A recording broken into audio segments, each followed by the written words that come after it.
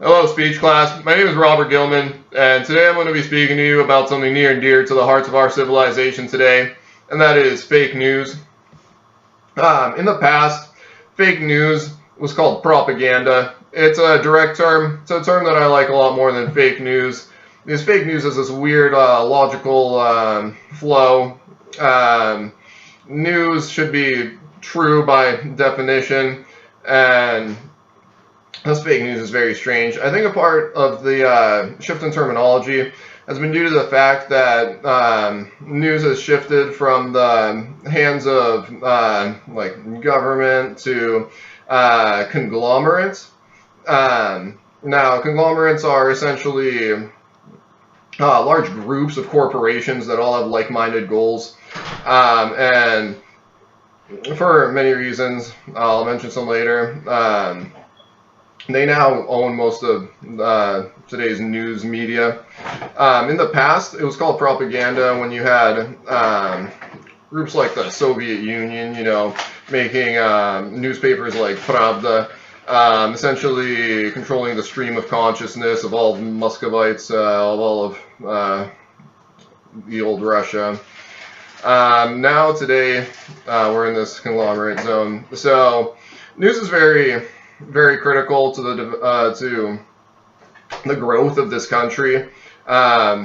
News is what held this country together. America had this luckiness that technology helped America prevail over the huge amount of land that America was controlling, because there were a lot of disagreements between sovereign entities and everything, and America held itself together by a quick flow of info, telegrams, and everything.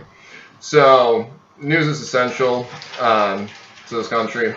So essentially, in the past, Americans would pay for their news, and in this way, there was somewhat of a control.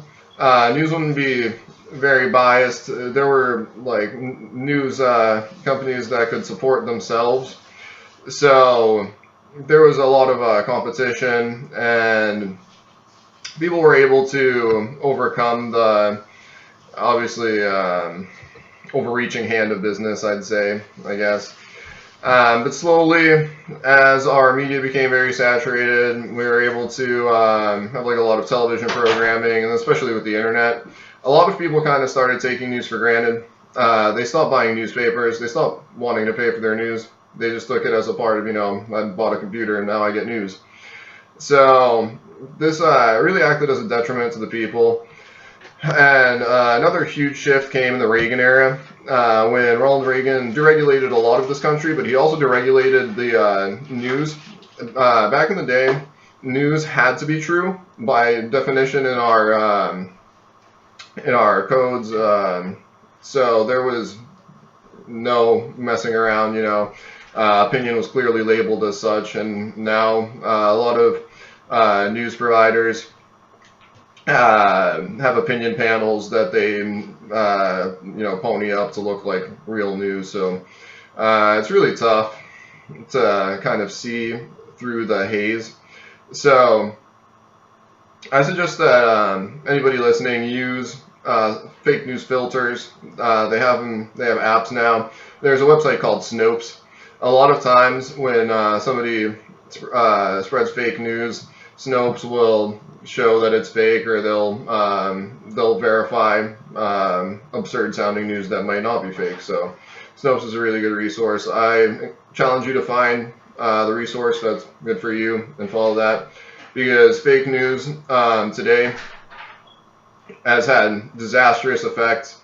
Studies have shown that majority of Americans will only read the headline for news, and in combination with social media like Facebook or Twitter, news can get out of hand really easily, and a lot of people can get a story that's false, and a lot of people's opinions are swayed that way, and can have terrible effects.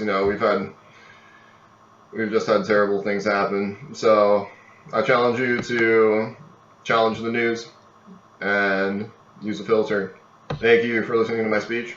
My name is Robert Gilman. Enjoy your day.